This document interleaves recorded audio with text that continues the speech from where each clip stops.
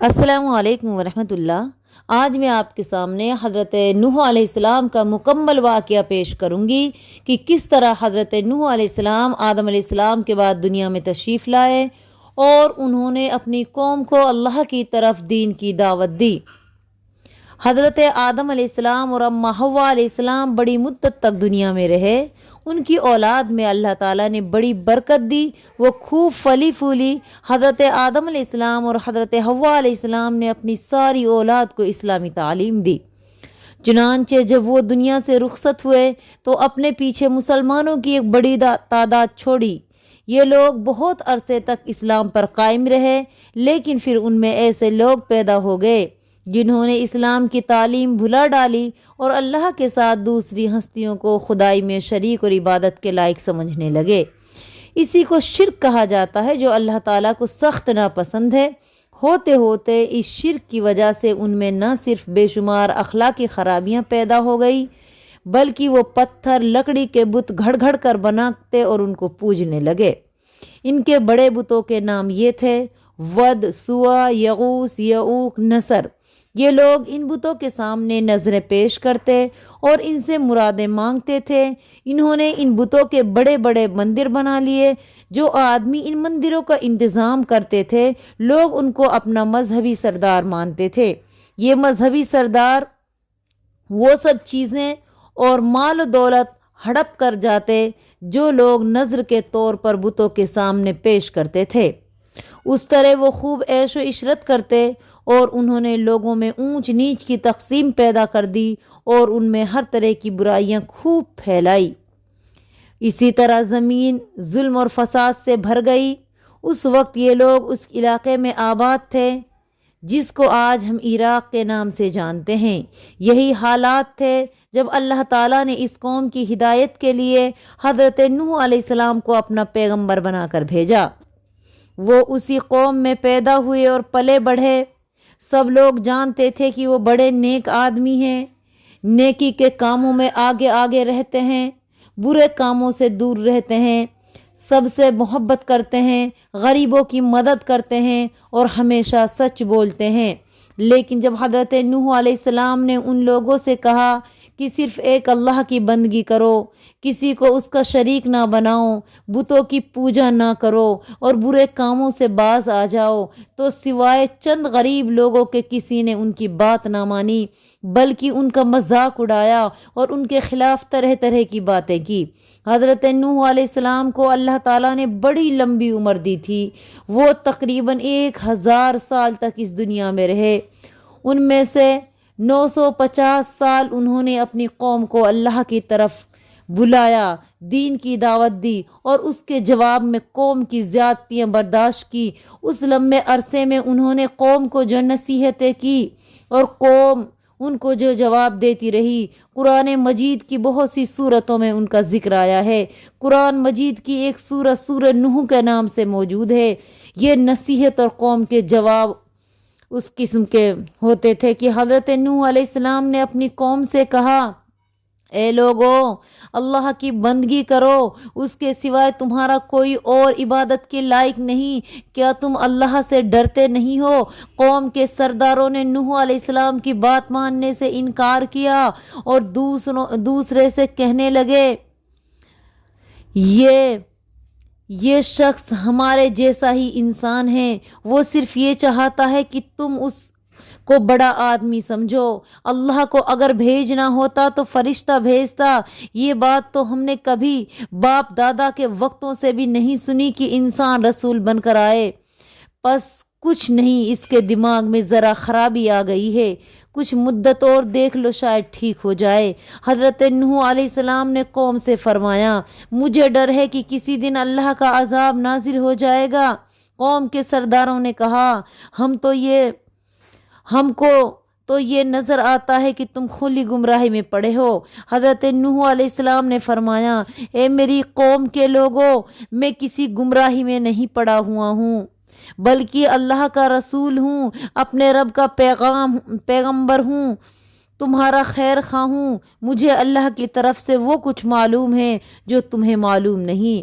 کیا تم اس بات سے حیران ہو کہ تمہارے پاس خود تمہاری قوم کے ایک آدمی کو اللہ نے اپنا نبی بنا کر بھیجا ہے تاکہ تم خبردار ہو جاؤ اور غلط راستے سے چلنے سے بچ جاؤ اور تم پر رحم کیا جائے۔ قوم کے سرداروں نے کہا تم ہماری طرح کے ایک انسان ہی تو ہو، ہم دیکھ رہے ہیں کہ ہماری قوم میں بس ان لوگوں نے جن کو ہم رذیل سمجھتے تھے بغیر سوچے سمجھے تمہاری پیروی اختیار کر لی ہے، اور ہم کوئی چیز بھی ایسی نہیں پاتے جس میں تم کو کچھ ہم اپنے سے بڑا سمجھے، بلکہ ہمیں تو تم جھوٹے لگتے ہو۔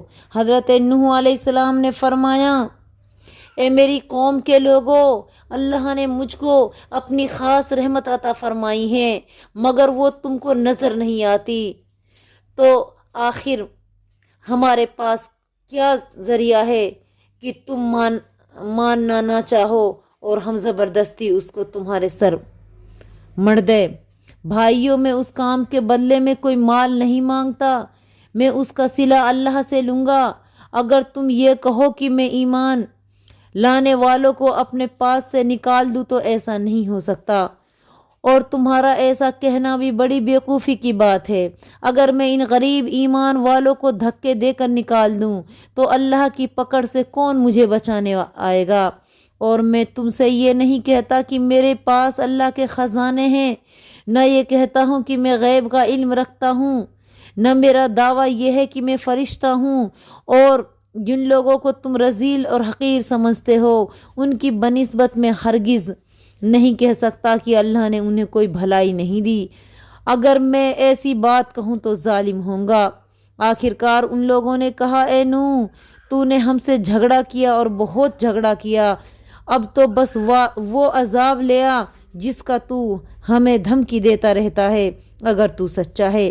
حضرت نوح علیہ السلام نے فرمایا وہ تو اللہ ہی لائے گا اگر چاہے گا، اور تم اتنے طاقت نہیں رکھتے کہ اس کو روک دو۔ اب اگر میں تمہاری کچھ خیر خواہی کرنا بھی چاہوں تو میری خیر خواہی تمہیں کوئی فائدہ نہیں دے سکتی۔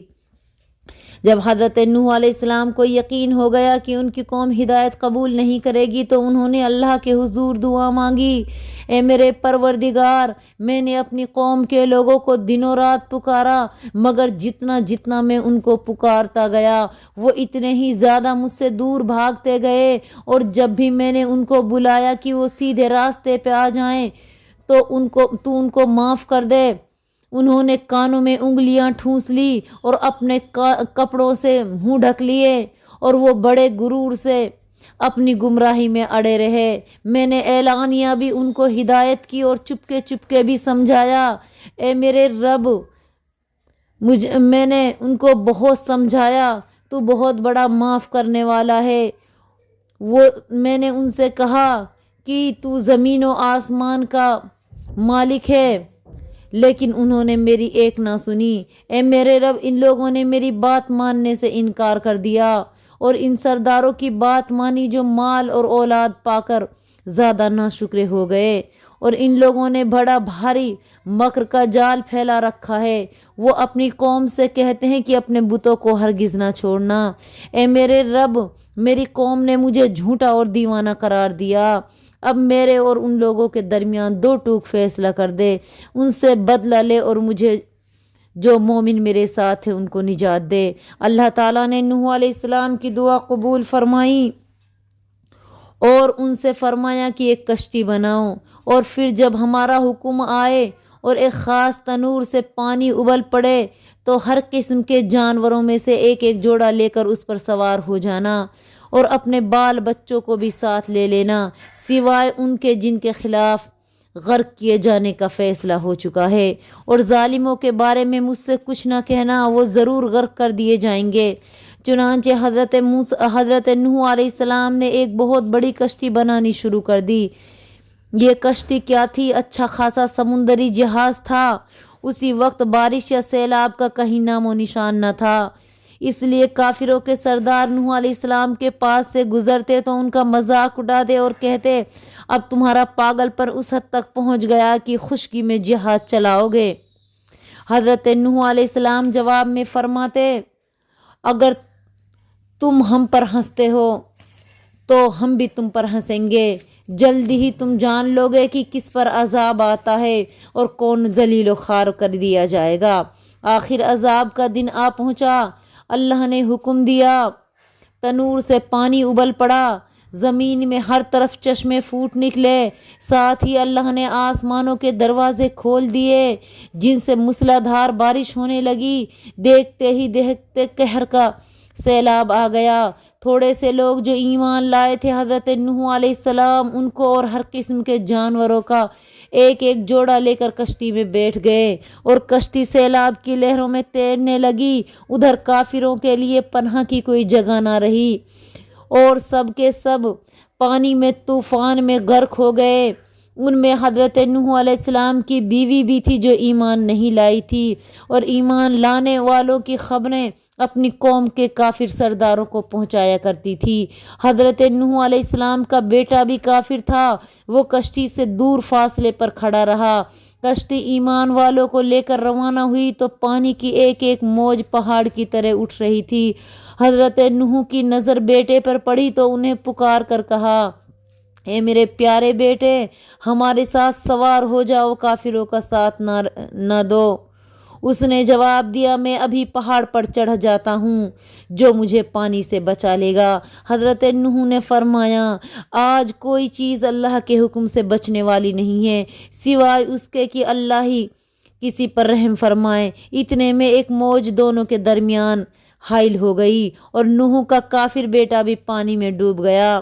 جس وقت وہ ڈوب رہا تھا حضرت نوح علیہ السلام نے اپنے رب کو پکارا اور کہا، اے میرے رب، میرا بیٹا میرے گھر والوں میں سے ہے اور تو نے میرے گھر والوں کو بچانے کا وعدہ کیا تھا۔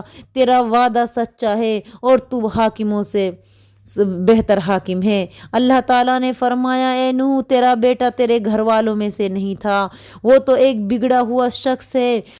اس لیے جس چیز کی حقیقت تجھے معلوم نہیں اس کے بارے میں مجھ سے درخواست نہ کر، اور تجھے نصیحت کرتا ہوں کہ ایسی درخواست کر کے نادان نہ بن۔ حضرت نوح علیہ السلام نے فوراً عرض کیا، اے میرے پروردگار، میں تیری پناہ مانگتا ہوں اس سے کہ وہ چیز تجھ سے مانگوں جس کا مجھے علم نہیں۔ اگر تو نے مجھے معاف نہ کیا اور رحم نہ فرمایا تو میں برباد ہو جاؤں گا۔ جب سارے کافر قہر کے سیلاب یا طوفان میں غرق ہو گئے تو اللہ تعالیٰ نے بارش کو رک جانے اور زمین کو پانی نگل جانے کا حکم دیا۔ ادھر حضرت نوح علیہ السلام کی کشتی جودی پہاڑ پر جا ٹھہری۔ اس وقت اللہ تعالیٰ نے حضرت نوح علیہ السلام سے فرمایا، اے نوح علیہ السلام، ہماری طرف سے سلامتی اور برکتوں کے ساتھ جو تم پر اور تمہارے ساتھ کی جماعتوں پر نازل کی گئی ہیں، اب کشتی سے اتر آؤ۔ اس طرح اللہ تعالیٰ نے نوح علیہ السلام اور ان پر ایمان لانے والوں کو عذاب سے بچا لیا۔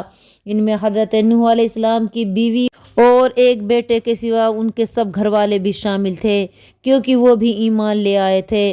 اس قہر کے سیلاب میں چند ایمان والے لوگوں کے سوائے دنیا کے سب لوگ غرق کر دیے گئے۔ انہی کی اولاد آج دنیا میں موجود ہے، اس لیے حضرت آدم علیہ السلام کو آدم ثانی یعنی دوسرا آدم کہا جاتا ہے۔